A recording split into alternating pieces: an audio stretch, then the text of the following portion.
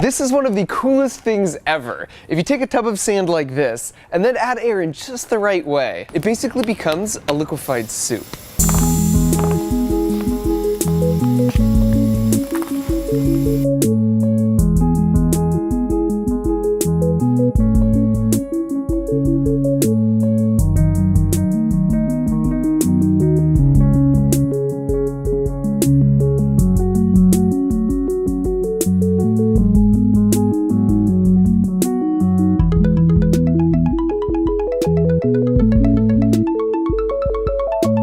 In science, this is known as a fluidized bed. It's used in industrial applications such as powder coat painting or in grain silos to make sure that the grain flows smoothly to the outlet.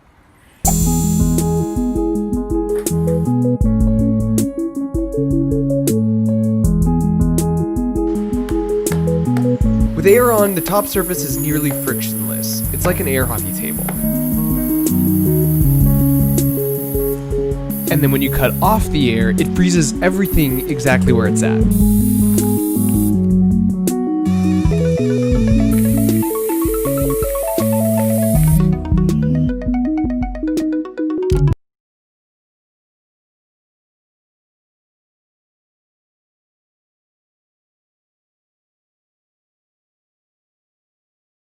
Brim with solid sand.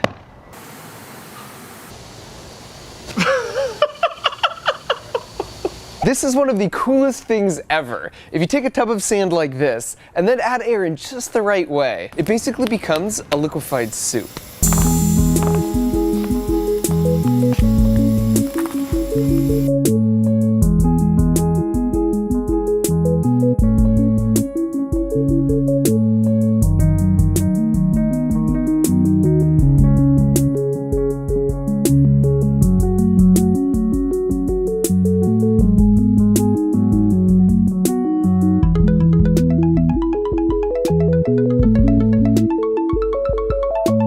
In science, this is known as a fluidized bed. It's used in industrial applications such as powder coat painting or in grain silos to make sure that the grain flows smoothly to the outlet.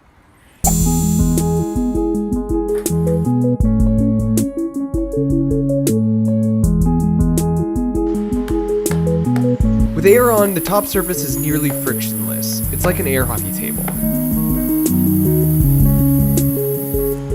And then when you cut off the air, it freezes everything exactly where it's at.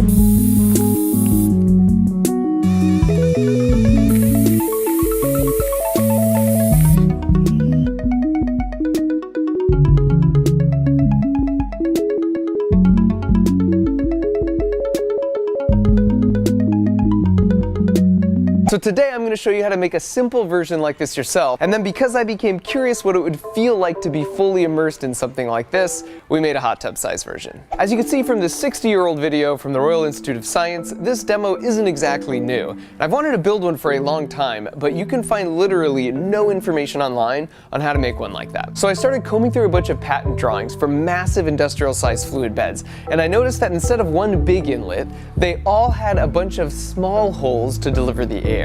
So starting with that in mind, it still took us 25 failed versions before we arrived at this design. As you can see, it's just a bunch of half-inch PVC pipes arranged sort of in a ladder. But the key is to drill two 1mm holes 90 degrees apart from each other, and then do a bunch of those spaced 25mm apart. Then you glue all the pipes together and just make sure you orient the holes down so that will keep the sand from getting in. And then you just seal off the container with some hot glue. And then fill your container with either fine sand, or we found glass beads worked really well. And you could power it with a small air compressor like this, or you could just rent a large nitrogen container like this for about $30, and that'll give you 10 minutes of runtime. As usual, I will put a link to all of the parts I used in the build in the video description. So my buddy Ken had an old broken spa in his backyard, which we decided to put to good use.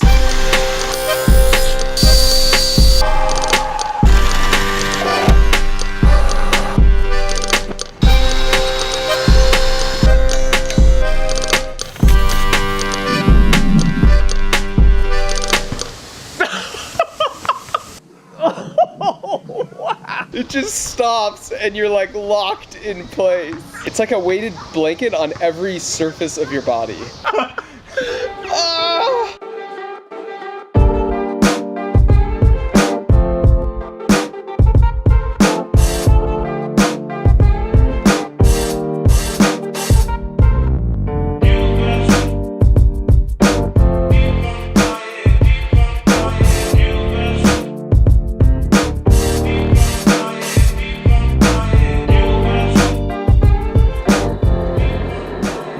tested and ready in my ongoing quest to be the favorite uncle,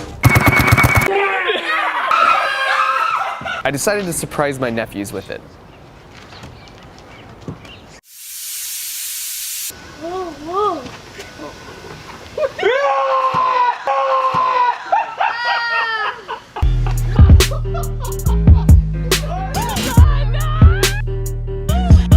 But before we get to swimming in sand, let's talk about the science behind a fluidized bed. And wait, don't click away if you think science is boring. If you're new here, you should know that my approach to science is similar to velociraptor hunting patterns. I try to bring people in with a catchy thumbnail or a cool thing to see, and then when they least expect it, clever girl.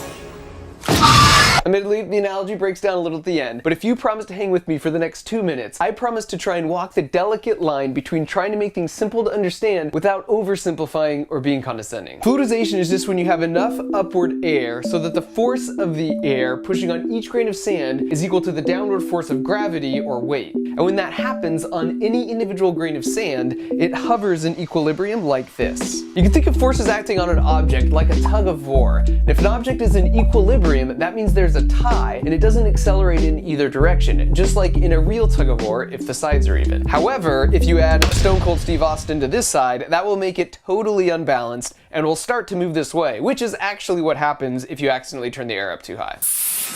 And so fluidization occurs in that sweet spot where the sand particles hover in equilibrium, which makes them easy to move around. This is also the reason sometimes you'll see pools pumped with air to cushion the landing for the divers. Now you notice that some stuff floats in the sand and other stuff sinks. This has to do with the buoyancy force, which is a function of the density of the surrounding fluid and the volume of the object itself. Whenever an object exists in a pressure gradient, there are forces from pressure pushing in on all sides, but they push a little bit harder the deeper that you are, which is why it hurts more to be the bottom guy in a dog pile, or it hurts your ears more the deeper you dive in the pool. And this makes sense because the deeper you dive, the more water there is above you pushing down. And if you add up the size and direction of all those arrows, a bunch of stuff cancels out and you're left with one net force pointing upwards. That is the buoyancy force. And if your buoyancy force happens to be greater than your force from gravity, you float.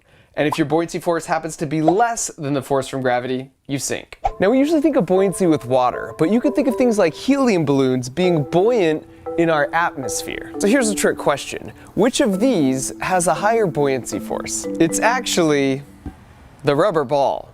Buoyancy force has nothing to do with the density of the object, just the volume. So since the rubber ball takes up more space, it has a higher buoyancy force. But, you might object, then why does the rubber ball sink and the balloon floats? Remember, it's a tug of war. The rubber ball sinks because the force from gravity on the thick rubber skin and the air inside is bigger than the buoyancy force. But for the balloon, even though it doesn't have as big of a buoyancy force compared to the ball, it still floats up because that buoyancy force is bigger than the weight arrow from the helium and the thin rubber shell. And the helium will keep rising like a ball floating up from deep in a lake, and then it will eventually hang out where the density of the atmosphere is roughly equal to the density of the helium in the balloon, because that's where the tug of war becomes equal. Whew, we made it through. Now back to my nephews.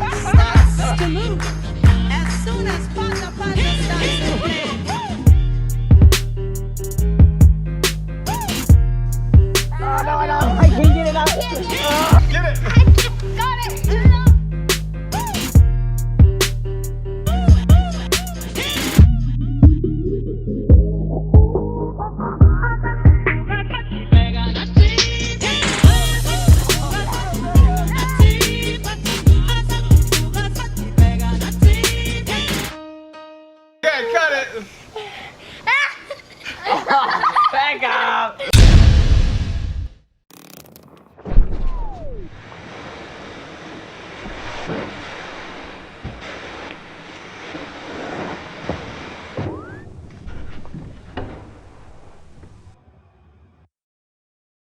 Christmas is coming, and with the help of Casper, who happened to support this video, I got Joe back.